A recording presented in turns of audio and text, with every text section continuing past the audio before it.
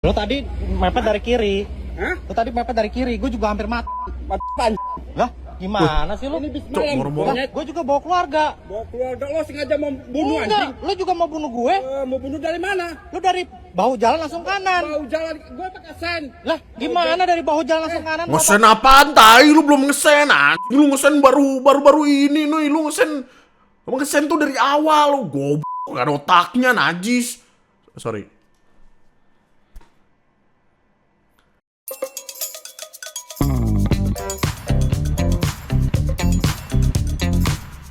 Aduh, lucu banget.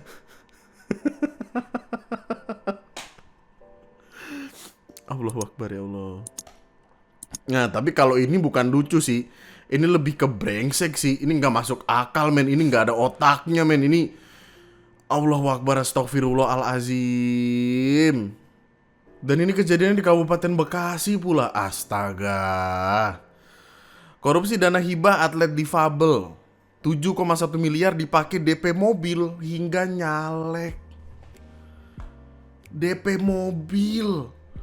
Pakai duit yang seharusnya digunakan untuk kepentingan negara. Shit lah.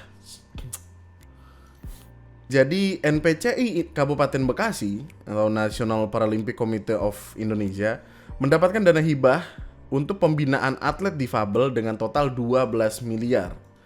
9 miliar dicairkan Februari 2024, 3 miliar dicairkan November. Dana ini seharusnya digunakan untuk pembinaan pelatihan, kompetisi, dan kebutuhan lain bagi atlet difabel. Akhirnya ada orang lapor polisi, kemudian dicari, kemudian ditangkap. Ya. Oh, dan karena ini tahun 2024, uangnya dipakai buat kampanye pribadi buat nyalonin diri ketua NPCI jadi anggota DPRD Kabupaten Bekasi 2024. Ya Allah. Allahu Akbar Gusti. Orang pada jahat-jahat banget dah, najis. Ih, najis. 2 miliar untuk kepentingan politik, sementara Norma disebut membeli 2 unit Toyota Innova Zenix seharga 1,79 miliar memakai identitas anggota keluarga.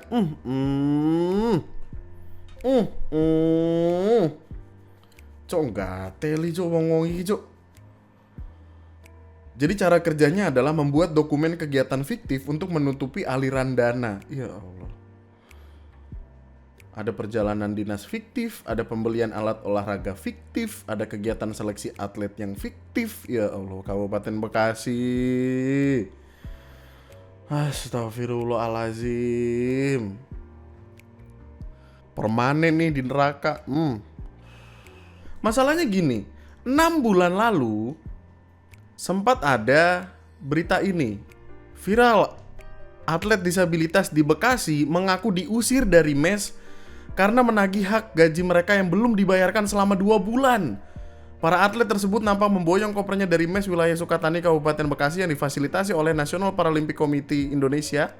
Tak hanya diusir, mereka juga mengaku dicoret dari daftar atlet ini, bro.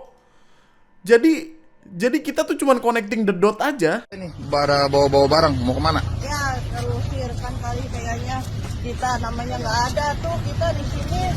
Jadinya kita bawa barang kita aja. Oh, dicoret ya gitu.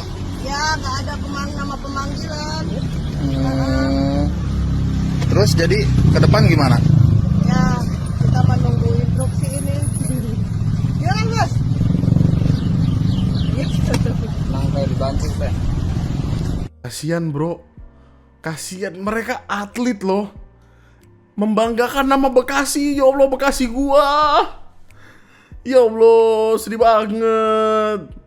Koruptor anten gateli cok, bajingan kon.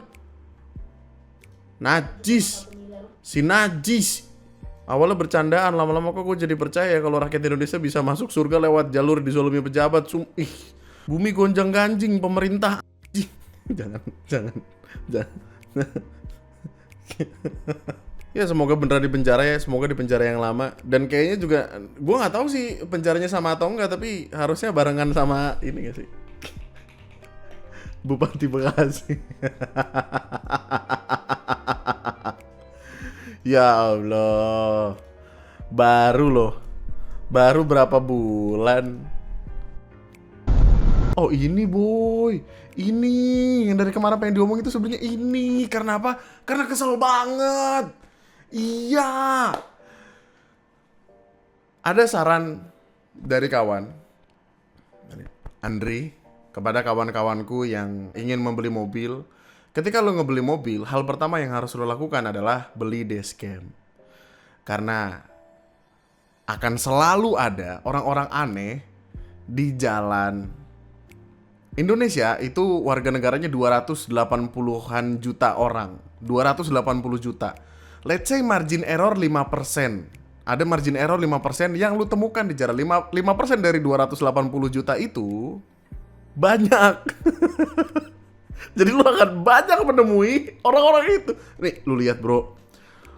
Orang naik mobil. Kecepatan sih tinggi ya, karena dia di jalur kanan untuk menyalip mobil-mobil box itu kecepatan 110 km per jam, jadi bukan Land Hogger.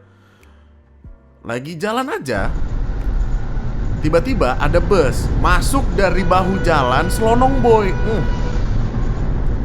Mau masuk ke jalur cepat, mau langsung masuk ke jalur cepat. Kalau lu lihat, sennya dia mati. Ya dong, ini lampu yang di samping sen kan, baru nyala ketika udah mau masuk. Nah, mungkin dia itu pengen menghindari ini truk yang ada di jalur lambat apa jalur cepat? Jalur lambat kan? Jalur cuma 2 kan? Iya, dia pengen menghindari truk di jalur sebelah kiri. Tapi maksa. Kata gua ngerem. Akhirnya begini. Wah, panik gila bro itu pasti. Masih sempet-sempetnya ngedim coba. Ada kronologisnya nih. Sebelum rest area 275A, driver bus bernama Marco Sony melakukan manuver berbahaya, yaitu menyalip kendaraan lainnya menggunakan bahu jalan dengan kecepatan tinggi. Dari bahu jalan, dia memaksa mau masuk jalur paling kanan. Di jalur tersebut ada saya dan keluarga dalam mobil, sehingga saya klakson panjang sehingga dia gagal memaksa masuk ke jalur paling kanan. Karena hal tersebut, dia seperti marah besar sehingga membuntuti saya sampai ke rest area 275A di mana saya mengisi listrik mobil saya. Setelah sampai di rest area, driver bus bernama Marco dengan sangat bersemangat memaki saya dengan kata kebun binatang dan kata-kata kotor dan menyalahkan saya karena alasannya dikejar waktu. Sangat tidak ada otaknya. Ini video dia marah-marah. Lo tadi mepet dari kiri.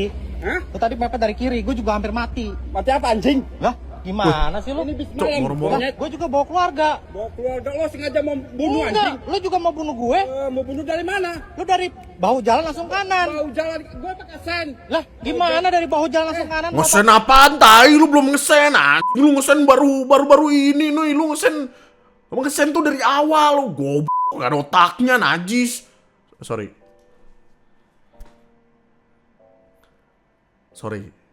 Maaf ya.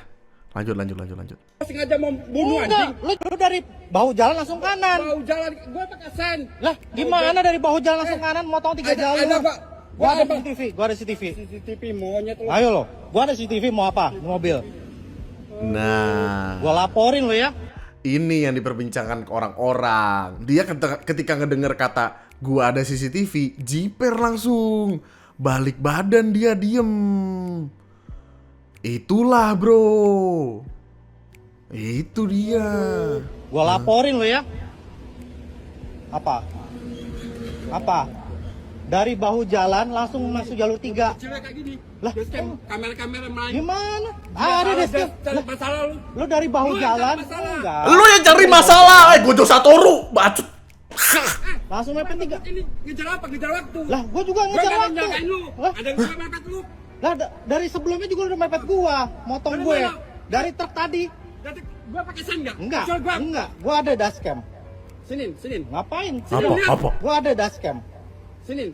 Ngapain? Sini Udah. lihat. Gue ini teratur ya kalau pakai mobil. Lu dari bahu jalan. Apa dia ngomong apa? Lu ngomong aja nggak jelas gila. Ya, kalau pakai mobil. Lu dari bahu jalan. Lihat. Gue ini teratur ya kalau pakai mobil. Lu dari bahu jalan. Gue ini teratur langsung ya masuk kalau pakai ke- teratur gimana? Gimana sih? Lu Apa dia ngeludah? Nggak mau kalah. Lah gimana Oh, enggak deh. sih? Lu salah apa enggak? Salah gue di mana? Dari bahu jalan. Gue punya salah, Enggak. gue ngakuin salah. Lu dari bahu jalan. kesel langsung banget masuk gua. ke tiga. Gue salah. Iya. Sekarang dari bahu jalan salah nggak? Hah? Nyalip dari bahu jalan salah nggak? Gue tanya, itu mobil pelan. Gue ini apa? Enggak. Lu ngapet dari bahu jalan salah apa enggak? Lu lu mau masuk ke sebuah mobil jalur cepat 110 km per jam. Gila orang ini nih. Kesel banget gua. Lu habis konsumsi apa sih, Bang? Kayaknya makan kambing, habis makan kambing ya? Darah tinggi ya? Gimana sih? Gila, gue nggak bisa banget nih, gue ketemu orang begini di jalan, gue murka banget gue pasti. Lu bilang aja nggak mau kalah. Udah. Iya. Bilang aja. Iya, gua nggak mau kalah. Salahnya di mana? Karena lu dari bahu jalan. Lah gua kalau buang kanan mati dong gua. Bau jalan. Lah, lu memang dari bahu jalan. Kenapa? Terus kalau dari bahu jalan gua boleh keluar. Gua harus keluar bahu jalan kanan, harus mati. Harus mati gimana? Ada Lah, nggak gue? lu dari bahu jalan langsung mepet ke gua di kanan, paling kanan. Kapan? Lah, tadi ada dashcam, ada dashcam. Ya buka. Lah, ngapain jiper, gua langsung buka? jiper aja. Ntar aja di kantor polisi. Lah, kok di kantor polisi? Ya iya dong. Hah? Biar Buka, adil. ya, gue pengen lihat. Lah, Buka. ngapain Lah, lu orang pengen ada lihat? buktinya, ada saksinya semua. Silakan. Gua pengen ngecas. Tinggal ya bang, gak penting sumpah. Aduh bacot sama orang kayak gitu. Dan awal mulanya dari mana? Dari bahu jalan lu. Wih, tengil bro, main tangan bro, ini, apa yang akan lu lakukan ketika bertemu dengan kayak gini? Gue berantem aja udah. Dia yang salah, kita punya bukti dia salah.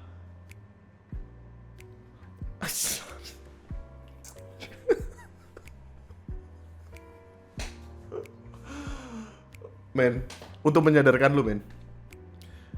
Dia punya suara yang sama ketika pemilu, men. Oke, kita samakan persepsi kita. Pertama, menyalip lewat bahu jalan adalah hal yang salah, betul? Betul. Kebut-kebutan di bahu jalan adalah hal yang salah, betul? Karena tidak hanya dia membahayakan dirinya, dia juga membahayakan siapapun orang yang sekiranya ada di bahu jalan, betul? Kan kita udah berulang kali mendengar kecelakaan demikian kan. Dia selonong boy, jalur racing, kagak ngesen, baru ngesen setelah kelihatan ada orang, dan mepet sebegitu mepetnya. Dia bilang dia ngejar waktu. Kalau lu ngejar waktu, lu berangkat dari kemarin.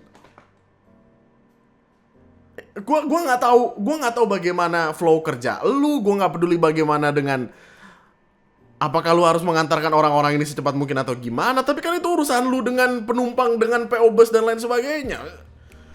Nalar dibagi dikit lah. Aduh.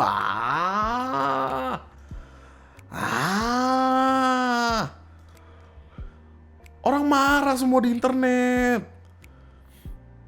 Pas denger ada dashcam langsung kicep, langsung gagap. Nah, driver seperti itu tidak layak dipekerjakan ya. Rosalia Indah Official. Wah, attitude berkendara membahayakan dan ucapannya juga sangat kasar. Mohon segera dirumahkan saja. Nah, akhirnya kita pun melihat nama Rosalia Indah di sini dan ya, lu tahu kan lah di internet kayak apa kan? Ya, kita nggak perlu sebutin satu-satu tapi lu tahu kan. Channel ini udah ngebahas 2 kali bro. Akhirnya pihak PO Busnya klarifikasi. Terkait beredarnya video viral di media sosial melalui akun Instagram Dashcam Owner Indonesia, PT Rosalia Indah Transport menyampaikan penyesalan yang mendalam atas terjadinya peristiwa tersebut. Dia minta maaf, perusahaan memiliki ketentuan internal yang secara tegas melarang penggunaan bahu jalan, mengemudi secara ugal-ugalan, berperilaku mengemudi yang tidak beretika, serta tindakan tidak santun dalam menjalankan tugas. Oh iya, kalau dipikir-pikir banyak banget yang dilarang ya. Cok, ajan gatel nih, cok. Sehubungan dengan hal itu, saat ini pengemudi yang bersangkutan telah dibebas tugaskan, dipecat, nggak kerja lagi. Selanjutnya, perusahaan akan memberikan sanksi tegas seberat-beratnya kepada pengemudi yang bersangkutan sesuai dengan ketentuan perusahaan. PT Rosin senantiasa, ya gitulah. Yang kemudian keluar video klarifikasi. Men, untuk kita tahu bagaimana dia sebelumnya ketika marah-marah dan ketika klarifikasi berbeda sekali. Itu kesel tau, kayak aneh banget lu. Warahmatullahi wabarakatuh. Waalaikumsalam. Izinkan saya rusak. PC gue menolak, dia minta maaf. Assalamualaikum warahmatullahi wabarakatuh. Waalaikumsalam. Izinkan saya, Sony Maulana, dengan penuh kesadaran saya, menyesal dan menyampaikan permohonan maaf kepada masyarakat dan video viral saya. Karena perilaku saya di jalan dalam mengendarai bus yang telah membahayakan keselamatan pengendara jalan lainnya. Untuk PT Rosalia Indah, saya mohon maaf atas perbuatan saya. Ini yang membuat citra perusahaan dan awak bus Rosalia Indah menjadi tercoreng. Dan mulai hari ini, Jumat 12 Desember 2025 merupakan hari terakhir saya bergabung di Rosalia Indah. Dan semoga peristiwa ini menyadarkan saya untuk ke depan menjadi yang lebih baik lagi. Ya gitulah men, maksudnya itu teksnya udah disiapin. Ya tipikal template yang akan lu lihat di internet lah.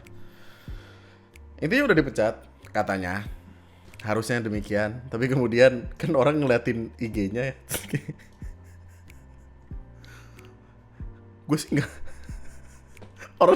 Gue ngebawa ini di live chat, terus orang salah fokus sama filternya. Buset, filter tebel banget ya. Ini dihapus sih IG-nya? Enggak kan, IG-nya masih ada. Wih, 3 minggu lalu. Biarkan orang mengenalmu buruk dan tidak baik. Terpenting kamu tidak busuk dan munafik. Anjay.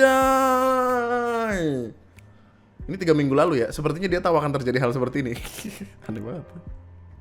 Intinya tuh dia tuh terkenal gitu loh. Dia tuh cukup punya nama sebenarnya, 2.400 followersnya.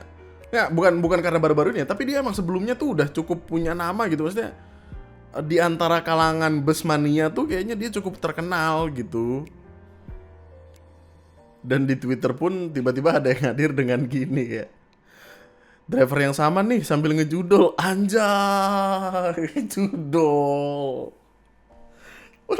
Sepertinya itu menjelaskan bagaimana dia sangat emosional dan terlihat darah tinggi banget ya. Lagi nyetir main judol.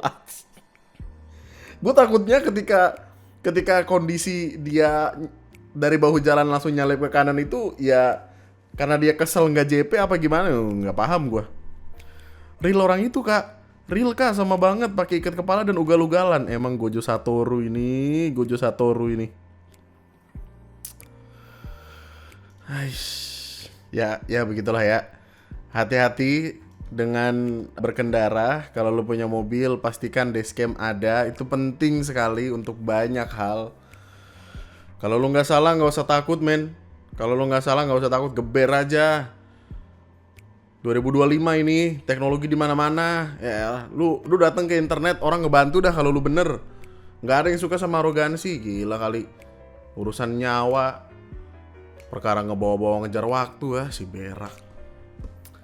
Lalu, akan gue tutup dengan ini. Jadi, ini masih nyambung sebenarnya sama kasus kartu SIM baru. Kalau lu register baru, lu harus pakai biometrik apa segala macam, karena ada lagi satu tipikal penipuan yang hadir. Dan ini bisa jadi bahan konsiderasi lu untuk kalau misalkan lu beli paket resi pengiriman ya, itu lu robek, lu gunting-gunting jadi kecil, intinya supaya nggak kedetek lah alamat lu, nomor telepon, barcode, supaya aman dan menghindari dari hal-hal seperti ini. Jadi ada modus penipuan baru di mana akan ada orang datang lalu mengaku-ngaku kurir dari salah satu marketplace, bilang kalau ada pengiriman untuk alamat lu, tapi paketnya tertukar. Seperti yang terjadi di Twitter, ada yang ngejelasin ini. Ini kronologinya nih. Awalnya aku dapet chat WhatsApp, bilangnya mau pengembalian dana paket yang tertukar. Aku percaya karena dia tahu alamat lengkap plus resi paketku plus nomor teleponku. Makanya aku ladenin, dan kata-katanya tuh sangat seperti apa ya namanya? Seperti CS gitulah. Nih, ini nama pengirim ada, namanya sesuai. Maksudnya sesuai sama yang seperti biasa dia ngirim paket. Alamatnya sesuai, nomor teleponnya pun demikian. Pengiriman dengan resi tidak bisa kami lanjutkan karena paket tertukar dengan customer lain. Jika nomor ini tidak aktif atau tidak ada respon, silakan hubungi nomor admin. Kenapa nomor admin? Untuk klaim saldo pengembaliannya. Paket kakak sekarang ini tertukar dengan customer lain, tertukar dengan kaos kaki. Ini bukan kesalahan pihak toko, tapi kesalahan dari tim ekspedisi salah input nomor resi. Di sini kami hanya untuk membantu pengembalian dana kakak, karena kalau masih dilanjutkan paketnya tertukar dengan customer yang lain, kak. Jadi kami bantu untuk pengembalian dananya. Iya, diulang-ulang mulu tuh. Agar kakak bisa pesan ulang di toko yang sama, barang yang sama, dan harga yang sama. Jika sudah selesai pengembalian dana, paket di-return secara otomatis. Silahkan buka aplikasi Lazada, screenshot riwayat pesanan, dan total nominal pembayaran kakak. Kayak, ya Allah, tiba-tiba ketuker, paket yang mana kak yang ketuker? Ini masih diladenin nih, karena ya mungkin percayalah gitu. Terus dia dapat telepon dari nomor lain, bilangnya adalah admin yang satunya, mau ngebantuin pengembalian dana, dikasih barcode kris, bilang nanti mau dikirim via kris. Dia nggak tahu kalau kris itu hanya untuk pembayaran. Lalu dia memasukkan semacam kode sepertinya. Nah, kode itu ternyata adalah jumlah nominal yang ditransfer. Di sini pun dia mengakui kalau itu ada kesalahannya dia, ya mungkin karena panik atau apa gitu. Akhirnya dia tahu kalau itu adalah penipuan. Mas, ini penipuan ya? Astagfirullah, ya Allah, maksudnya mas tolong balikin uang saya. Dia sempat laporan ke Polsek, tapi katanya nggak bisa nerima laporan, harus ke Polda. Ya Allah, tahu gagongnya apa? Kata bapaknya kalaupun laporan ke Polda pun belum tentu bakal diproses juga. Ya Allah.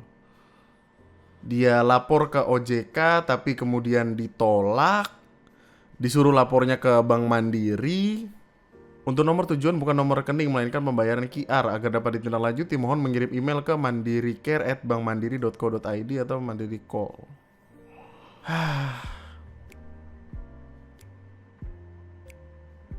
Dan ya kita nggak tahu nih pada akhirnya itu akan bisa kembali atau enggak.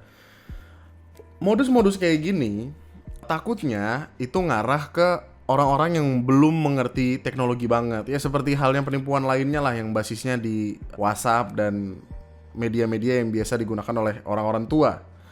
Yang mana ini harus lu ingatkan ke bapak ibu lu karena lagi masif banget nih, nggak 1 orang 2 orang doang. Ini ada yang ngalamin juga. Yang ini kocak sih sebenarnya. Jadi dia langsung nanya, saya mau tahu proses mekanismenya. Untuk kami cocokkan kakak, apa benar milik kakak? Maksudnya buat apa dicocokkan?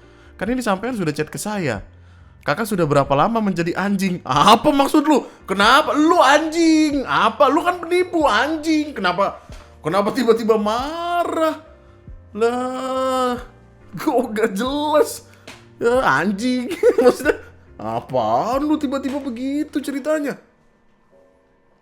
Oh ini sama nih, tapi bedanya ini perkaranya hilang.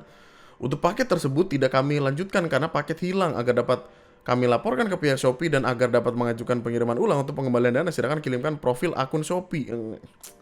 Enggak men, karena kalau misalkan paket lu ada bermasalah atau apa, ya lu urus sama pihak marketplace-nya. Marketplace-nya nanti yang mungkin meneruskan, lu ngomong aja sama CS-nya gitu, nanti mungkin diarahkan ke CS ekspedisinya juga. Dan biasanya ekspedisi itu nggak ngechat pakai nomor pribadi kayak gini, enggak. Biasanya ngechatnya ya beneran yang JNE CS atau JNT CS atau JNT atau JNE atau Tiki apa segala macam, ada namanya, nggak yang nomor nggak ada anta begini bro. Aneh banget. Ada yang udah sempet dapat 3. Ada yang dapat kayak gini juga, paket tidak sesuai dan sedang ditahan oleh pihak ekspedisi. Kenapa ditahan? Urusan apa? Kalau lu nerima chat-chat kayak gini, udah biarin aja. Ntar juga barang lu nyampe sendiri. Karena apa? Karena e-commerce ngeluarin ini. Penipuan modus barang tertukar atau rusak ini sangat meresahkan. Sudah banyak korbannya, kerugian dari 5 sampai 100 juta per orang. Semua mudah percaya karena penipu punya info lengkap isi paket, nama penerima, alamat, kontak, dan lain-lain. Dari mana didapat info-info itu? Salah satunya dari postingan ini. Ini di Facebook deh. Dicari yang kerja di gudang sortiran. Mau nggak gue beli resi-resi yang masih di pick up atau transit? 1 resi 5.000, siap langganan jangka panjang. Kan ini jual beli data dong. Artinya ada orang nakal di dalam yang pengen duit tambahan. Khusus resi Shopee atau TikTok terserah ekspedisi JNT, JNE, Si Cepat, Kargo, Ninja, yang penting non COD dan resi press. Mau langganan jangka panjang silahkan DM aja, real terbukti membayar. Ini kan kayak komplotan. Ini mah udah sindikat. Dan ini urusan yang harusnya polisi gak sih bro? Astaga. Makanya itu kalau misalnya lu nerima paket, sebisa mungkin resi, nomor telepon apa segala macem dipotong-potong aja. Jangan sampai jatuh ke orang-orang yang tidak bertanggung jawab. Tapi kalau misalkan kasusnya adalah dari ketika barang itu belum dikirim, gimana? Yang harus tanggung jawab mah ekspedisinya dong berarti. Balik lagi ke pengaduan bro. Jadi kayak ini urusannya siapa sih? Komdigi atau siapa nih yang ngurus nih? Jadi ada sebuah satgas. Satgasnya menerima laporan. Nanti akan ada orang-orang yang datang kayak, halo kak, saya dapat WhatsApp dari ini. Informasinya tuh resi, nomor telepon dan alamat. Resinya untuk paket yang ini. Paket yang ini dikirim sama ekspedisi ini. Gudangnya ada di sini. Nah nanti dari Komdigi atau siapapun kementerian itu dicek tuh ke kantor. Nah itu kalau beneran kerja tuh begitu-gitu bro. Lah.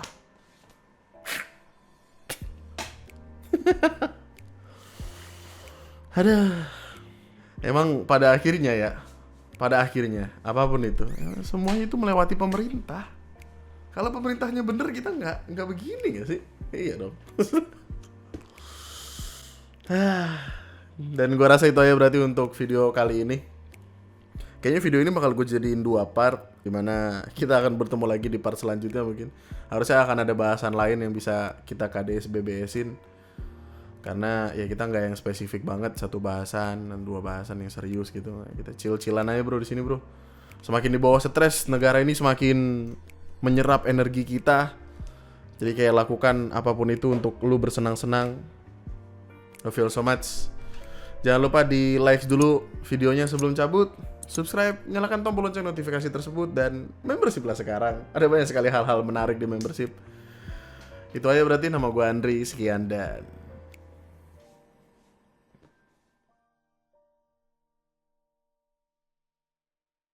Lu dengerin nih. Ini harusnya masuk tapi lu dengerin nih.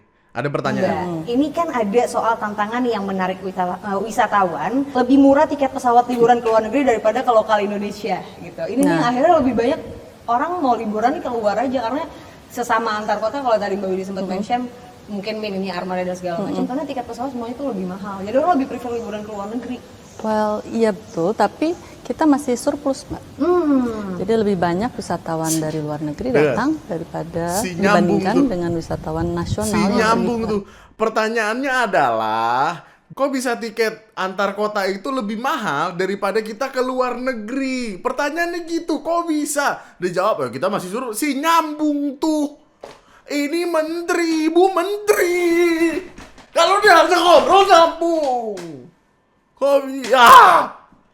Gue jadi menteri bro, besok bro. Jadi menteri gue. Siapa yang mau jadi presidennya? Gas, ayo ikut gue. Berak.